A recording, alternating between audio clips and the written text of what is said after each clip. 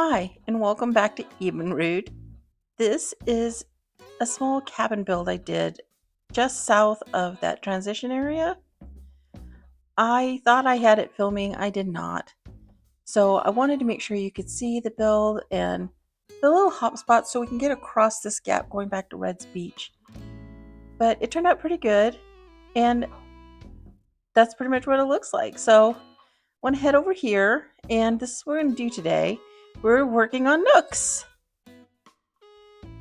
The most important thing I want to get done here is I really just want to cover it up completely. The colors of Nooks just do not go with my island theme, with this swamp theme. So I wanted to get this code down.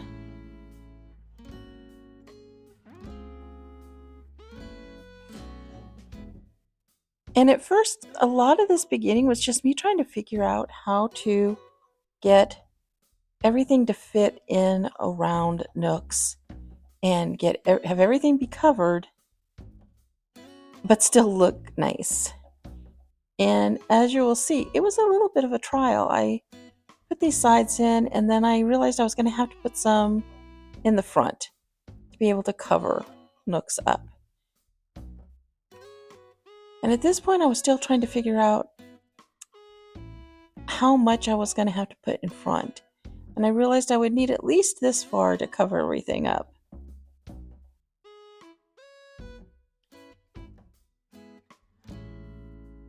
So I put in these side things, and then, you got to go up here and start putting in your code. And my first thought was that I would use these ruined pillars to add the extra space. And really the hardest part was figuring out how these fit in.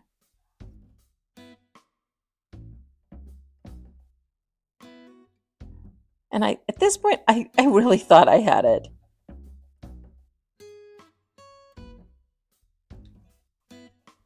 And I put my ruined pillar down,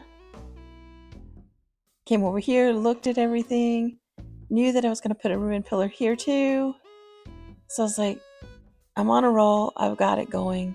Gonna get this whole right hand side done and ready to go. Woohoo! And when I came over here and started putting in my castle walls, I quickly realized, as you'll see here, that this is not gonna work.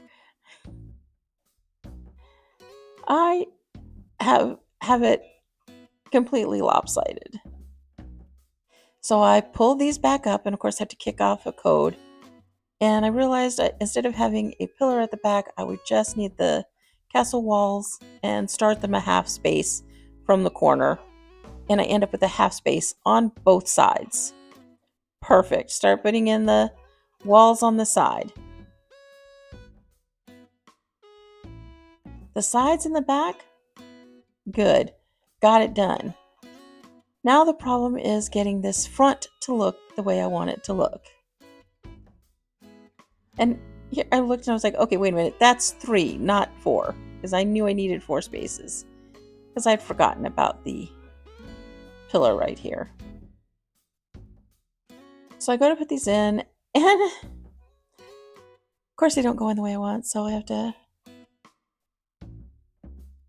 build another thing so I can come up here.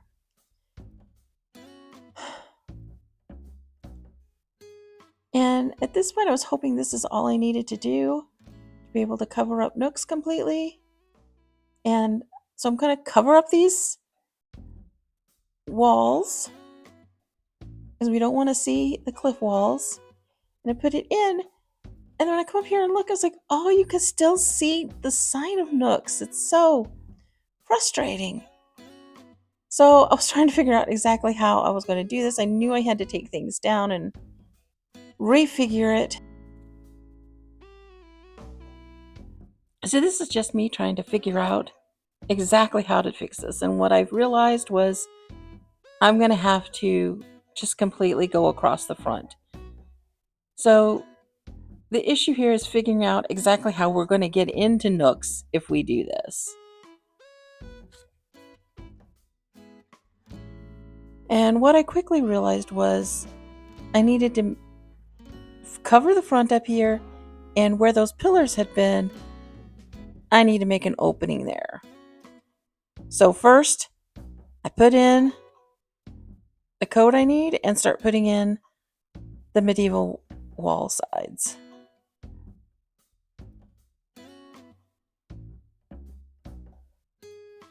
And they too, just like the castle walls in the back, need to go a half space off.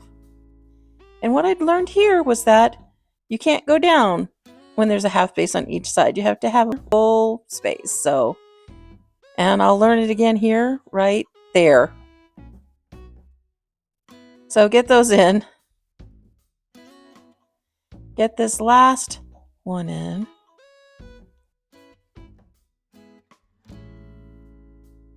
And go around and knock out these walls.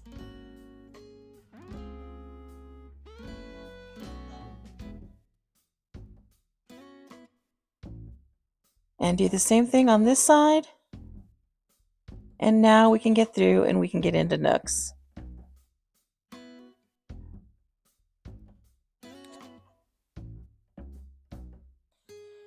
So replacing the storefronts, covering off these cliff walls. These green ones have just a really great roof that I feel like blends in really well with these medieval walls and the castle.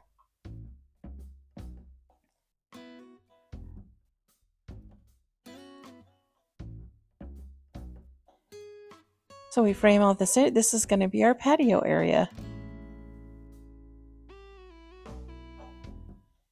Pop my pillars back in on each side.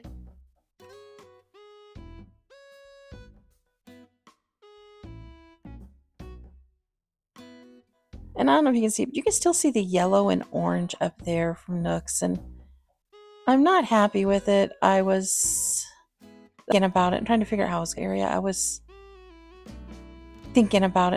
I was going to do it. But at this point I realized Nooks is an odd number and you can't do an even numbered path to get into it. And the thing I wanted to show you here was this is the code I had gotten from someone else who did just a really great job. But I wanted to be able to have my path be 3 wide. So I made a centerpiece. And so what I'm showing you here is really just the way I do it. I take the code, I try to find the colors to make them match as well as possible, and then I go in and just adjust the hard code to fit. The hardest part, I really think, is figuring out exactly what colors so that you can match it to the previous code so that it doesn't look like you made something new, that it goes right with it. But I've done this more than once with the codes to make extra ones. I decided maybe the castle walls will be better than the medieval walls in front. And sure enough, you cannot see through the windows on the castle wall. So castle walls instead of medieval walls it is, because I do not want to be seeing the orange and yellow and blue of Nooks peeking out the front. We are pretending that Nooks does not look like that.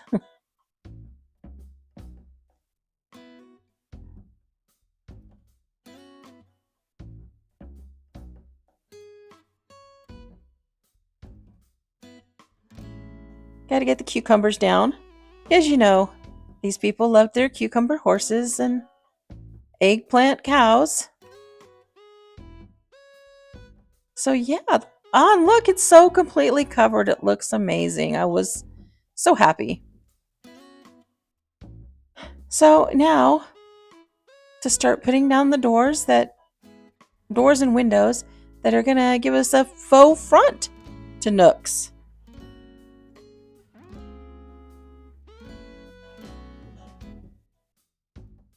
And what I learned right about now is that I should have put the code for the patio down before I started putting down my doors and windows. Of course. So pick them all up, push these two out because I want the codes to go under them. And I started putting this patio down.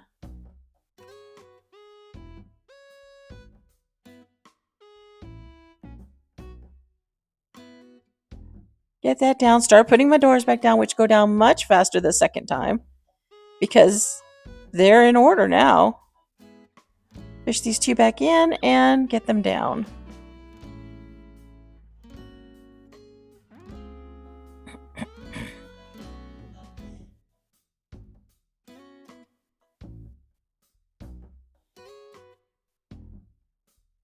Gotta get the code underneath the Tory.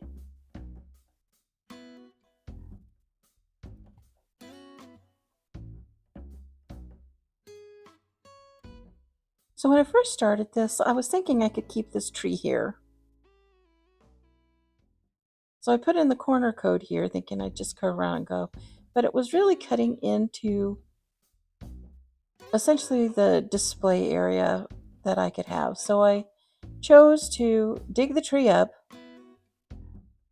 and then put in a couple of pine trees on either side just to frame out and to cover the side of those storefronts. And I wanted to put the bamboo in here to also frame it, and I realized on this side that I left no room for a path to go around the side on the right hand side. So I had to dig it right back up, which was pretty frustrating. It's always frustrating when you're like, yeah, that's not gonna work. So I put it back in, and now I've got a space over here to be able to get through. So the big thing here is to try to finish this front part of the patio.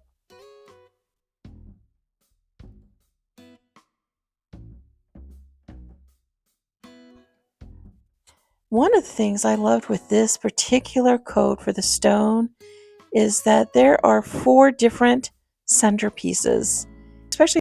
And what that does when you're putting in it, especially in a larger area, especially one bigger than this, but anytime your spaces are 3 or 4 or more wide, having some variety of the centerpieces allows you to give some more depth to your large area, and it makes it not just flat.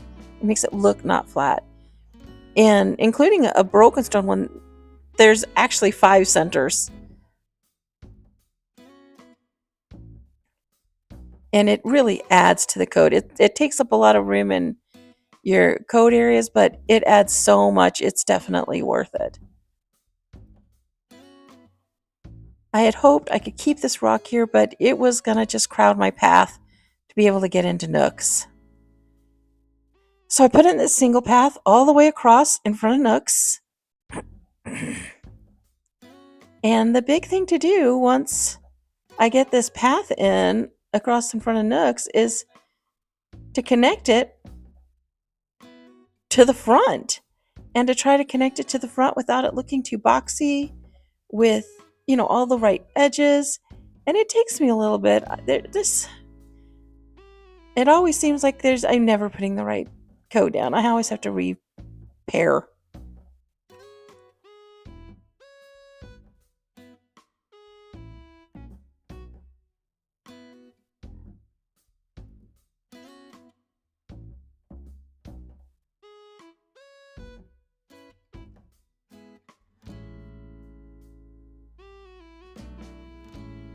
And so I got this side pretty much done, and I realized I still had not put code underneath my medieval walls.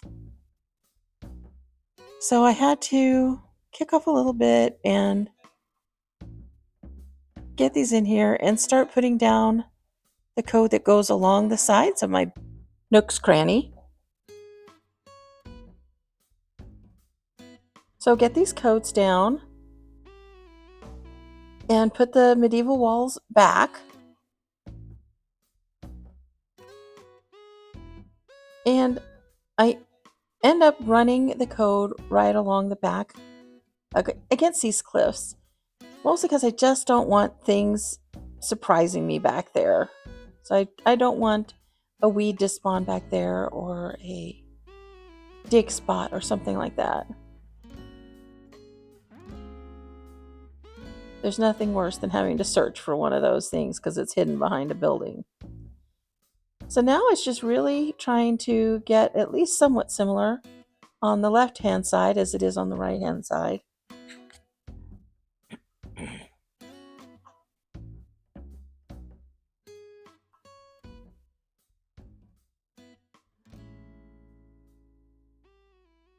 And I quickly realized right here that there's a tree here and it's kind of in the way. It's crowding the path. So go ahead and pull out that tree so I can get the path in.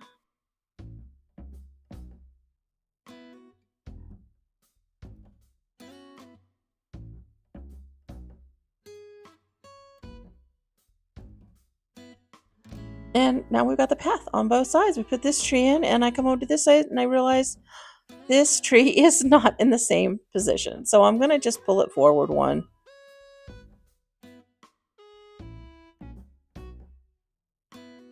And then one more tree here just to frame out that path. And I put a couple flowers down. I wanted some flowers in here, but it is a shop, so there's not a lot of room for flowers in this build. So initially I built two of these. I put one on one side and I put this one in here backwards, and I decided I liked it if it was facing that way better. So I turned this one around. And I just wanted to put a few things down to be selling out here. Put a little adventure music on.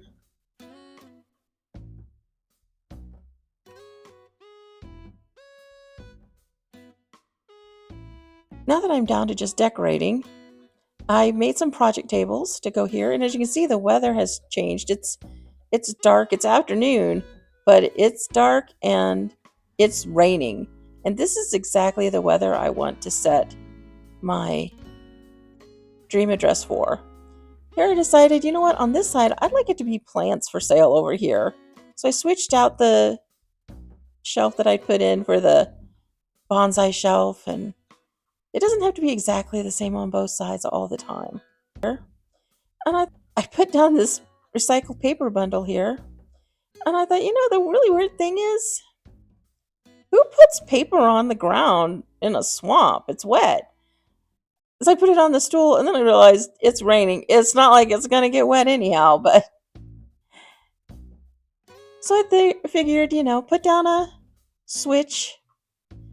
Partially, you know, for anybody who happens to my dream address while they're doing a treasure hunt, there's a switch there for you.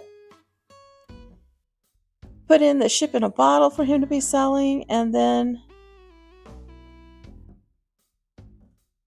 come over here. I wanted a little bit of color, these flowers in, but I wouldn't pull over because the stunted tree for the to stunt that tree was just blocking my way. So I put on a bench. I have some turnips because Nook is now selling turnips.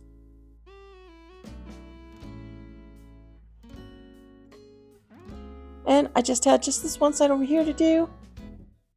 And I want my ABD over here, but I needed to get my walls back in also.